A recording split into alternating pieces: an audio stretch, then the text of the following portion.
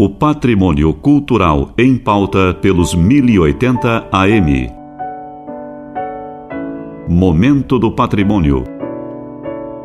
Produção e apresentação, Guta Teixeira e Diego De Vincenzi.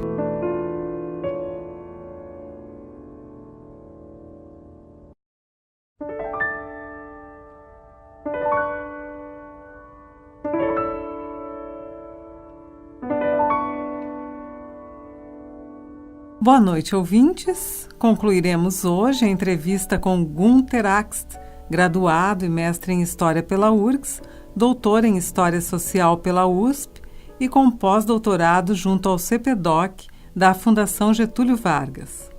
Günter Axt foi professor visitante na Universidade Denis Diderot, Paris 7, e do mestrado em Memória Social e Bens Culturais da Unilassalle. É vice-presidente da Associação Brasileira de Estudos Canadenses e consultor do Memorial do Ministério Público de Santa Catarina. Lançou, em abril, o livro A Faculdade de Direito de Porto Alegre, URGS, Memória, Ensino e Política, desde 1900. Boa noite, professor. É um prazer recebê-lo. Boa noite. É um prazer estar aqui com vocês hoje. Professor, qual é a importância do trabalho de resgate da memória institucional? Esse é um trabalho que me é, Guta, muito caro, porque parece o seguinte, que num país, né, quer dizer, que tem a sua política, que trata com precariedade a sua política de memória, né, e a sua política de patrimônio, é absolutamente fundamental que as instituições procurem, pelo menos, salvaguardar, né, aquilo que diz respeito à memória da sua trajetória.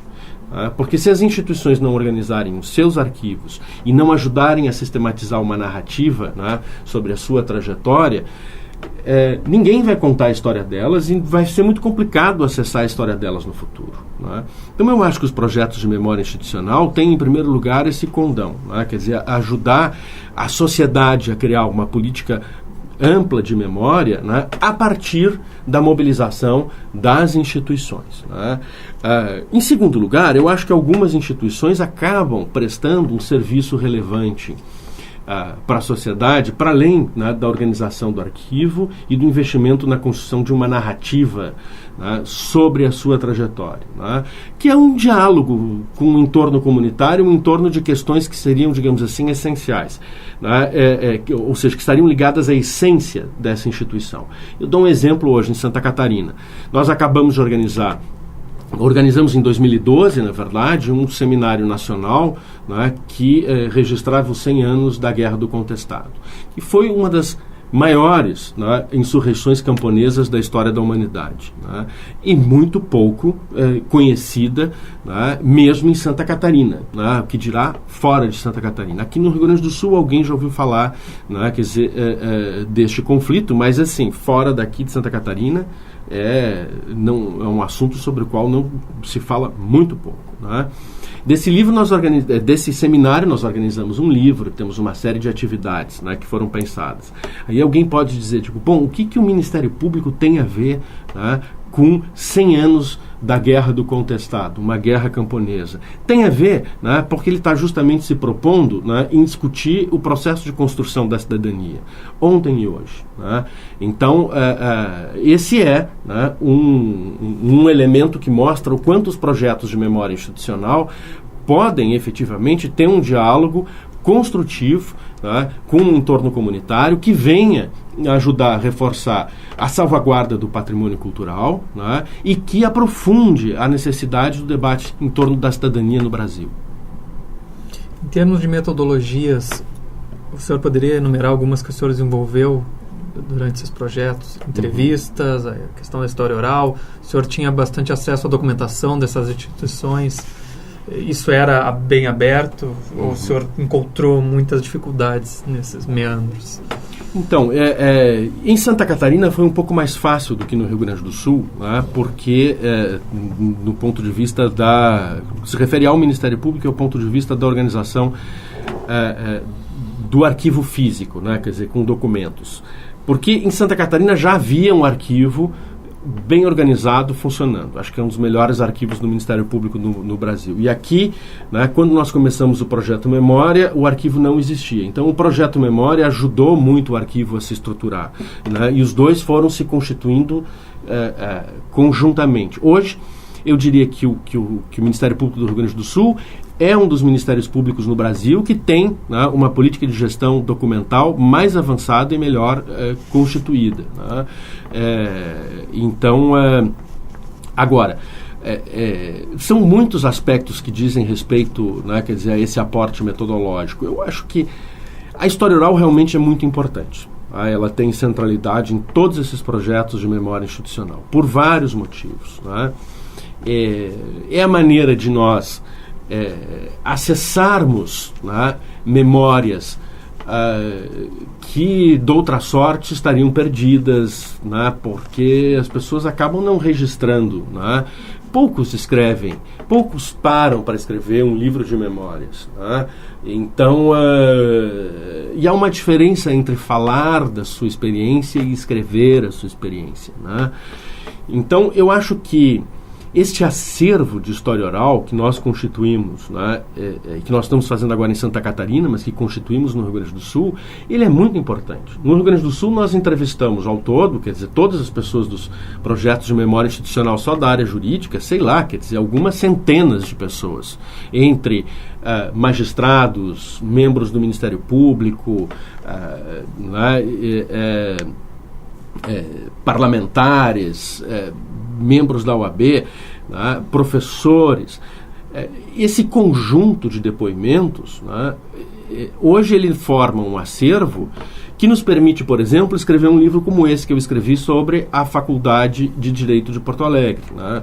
O livro ele está estruturado em duas partes, né? Quer dizer, ao lado do texto central, com a narrativa da faculdade, quer dizer, que é escrito por mim, há uma série de fragmentos, né, de trechos de entrevistas. E essas entrevistas são justamente, né, os depoimentos que as pessoas ligadas a esses projetos de memória institucional, né, coletaram ao longo da sua experiência profissional. Então, eu acho que essa realmente assim, é uma metodologia muito importante, né, e bastante utilizada, e que hoje se torna referência. A maneira como nós utilizamos, né, nós fizemos a história oral nesses projetos de memória institucional, né, ela hoje está chamando a atenção de outros ministérios públicos e do Poder Judiciário no Brasil inteiro.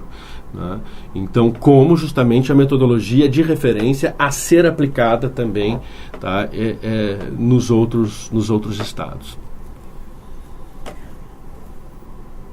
Voltando então à Faculdade de Direito, o senhor poderia dizer qual a relação que existe entre a Faculdade de Direito de 1900 e a dos dias atuais? Pois é, boa pergunta. Eu acho que fundamentalmente é o prédio, né? Né? Então, fundamentalmente é o prédio. É claro que o prédio não é inaugurado, mas logo em seguida, né? Quer dizer, ele é um prédio de 1910. Né? Então, eu acho que, no mais, né, todo o resto mudou e mudou muito. Essa, por exemplo, era uma faculdade com forte ênfase no direito público. Eu acho que hoje ela tem mais ênfase no direito privado. Né? Acho que o perfil dos alunos, o perfil dos professores, tudo mudou muito. Né? Então, algumas mudanças que podem ser questionadas, né, que podem ser debatidas, outras que são extremamente positivas. Né? Nesse sentido, a faculdade acompanhou o processo de transformação do ensino no Brasil e de transformação da universidade. Né? Mas eu acho que, fundamentalmente, o que existe, assim, quer dizer, ligando, né, essas duas escolas, a de ontem e a de hoje, a do início do século XX e a que nós temos no início do século XXI, né, nesses 100 anos, nesses mais de 100 anos, é esse prédio magnífico, né, que condensa algumas tradições vividas. Né? Os alunos entram ali, eles veem referências importantes, eles veem bustos de pessoas que significaram alguma coisa para a história dessa escola, eles veem retratos, né, de pessoas que passaram por esses nesses bancos escolares e se projetaram na vida pública, né? Isso funciona como um arcabouço referencial, né, de alta qualidade, né? Então eu acho que a memória e o patrimônio é o que faz justamente, né, essa conexão, né? Mas as diferenças também são incríveis, né? São muito grandes. Vejam que nos anos 60, né, ainda há relatos que eu trago para os livros, nos anos 60 do século XX, há relatos dos próprios alunos, né, hostilizando um colega, né, que havia chegado em aula sem gravata, né? Era um rapaz que trabalhava, e então ele trabalhava num hotel durante o dia, uma coisa assim, e aí um belo dia esqueceu a gravata e chegou no prédio sem gravata. E os colegas não o deixaram entrar no prédio. Isso nós estamos falando nos anos 60 do século XX, né? Já há contracultura em ebulição no mundo inteiro, né? Sim, não era aquela matriz de filhos de estancieiros do começo, né, da virada do 19 para o 20. Exatamente. Né? E hoje a gente vê os alunos, né, quer dizer, indo se entrevistar com o diretor da faculdade, né, e isso eu vi, né, em chinelos de dedos, em havaiana, camiseta casada, né, e camiseta cavada e bermuda de surfista. Né? Então só essa mudança da indumentária, né, eu acho que já sinaliza fortemente, né, para um processo de mudança. Alguns vão achar essa uma mudança positiva, outros com certeza não. E ideologicamente falando, qual seria a diferença? Bem, eu acho que a faculdade nunca teve, né, uma posição ideológica unificada, né? Então, em nenhum momento. Mesmo no chamado período positivista, né, pré-revolução de 1930, muitos dos professores podiam ter simpatia com certo evolucionismo positivista que teria vindo via Escola de Recife ou direto via Conte, né? Mas também eram católicos, também eram maçons, né? Existia o próprio Manuel André da Rocha, né? Que foi diretor da faculdade durante anos, né?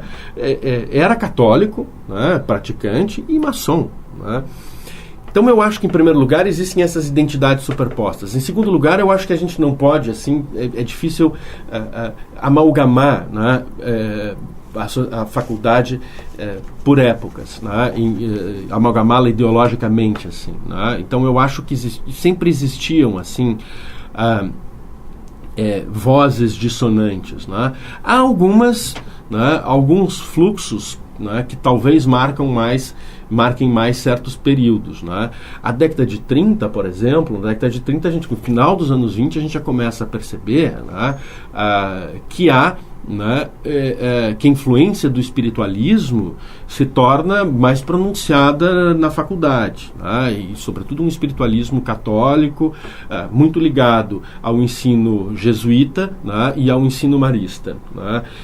Isso tem a ver, né, com a maneira como o ensino fundamental e secundário se organizou no Rio Grande do Sul. Tá? Então personagens como Armando Câmara, tá, que estão fazendo o seu ingresso, né, na universidade como professores, né, estão se formando e fazendo o seu ingresso nesse período do final dos anos 20, início dos anos 30, eles vão marcar um novo momento, né, na faculdade. Mas que eu não diria assim, quer dizer, que é um corte exclusivamente conservador, embora talvez o conservadorismo seja predominante, porque há personagens como extraordinários, como Alberto Pasqualini, né, que era tão católico quanto o Armando Câmara, né, e que sempre foi um homem de perspectiva política mais à esquerda, né, embora jamais tenha talvez se assumido como um marxista revolucionário. Ele pretendia, né, era uma conciliação, né, do espírito social com a livre iniciativa, na esteira do que propunham as encíclicas, né? Então uma espécie de terceira via, né, democrata cristã, né? Mas sim com forte ênfase, né, socialista em alguns momentos, né? Vejam que personagens como Plínio de Arruda Sampaio, recentemente falecido, né, que foi candidato à presidência da República por um partido, né, por um dos partidos mais à esquerda do atual cenário político brasileiro, partilha desta mesma origem. Dessa mesma origem da democracia cristã, de origem, quer dizer, desse registro católico. Então eu acho que todas essas manifestações estiveram presentes na faculdade. É claro que há momentos de predomínio mais de uma, mais de outra. A faculdade dos anos 50 e dos anos 60, ela era sim, mais conservadora. Mas há 3 ou 4 professores que são cassados pelo golpe de 64, e há pouca reação da congregação, do colegiado nesse sentido, mas essas cassações mostram que unidade ideológica não existia. E que o que é um dado interessante. Bom, professor, queremos agradecer a sua presença. Muito obrigada. Eu que agradeço. Espero não ter falado demais com você, mas eu que agradeço a oportunidade. Fico muito contente de estar aqui nesse prédio maravilhoso da rádio da universidade, falando para essa universidade, que é, enfim, a universidade a qual a trajetória, nós temos uma trajetória familiar que se liga a essa universidade. Meu avô aqui se formou, minha avó se formou na primeira turma da Faculdade de Belas Artes, meu avô em odontologia, meus tios em química, meu pai dirigiu um instituto de física durante muitos anos. Então há toda uma relação. Minha mãe, que coordena uma das pós-graduações da Faculdade de Educação, há toda uma relação da família com a universidade. Portanto, assim, é uma grande honra poder estar aqui conversando com vocês.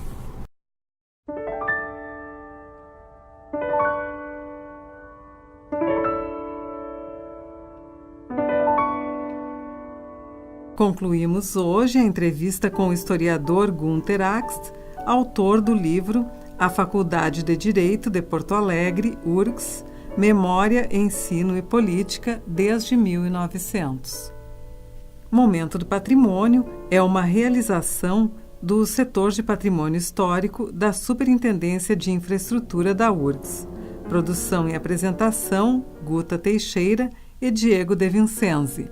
Gravações, Fernando Rabelo e mesa de áudio, Jefferson Gomes. Boa noite a todos e feliz semana.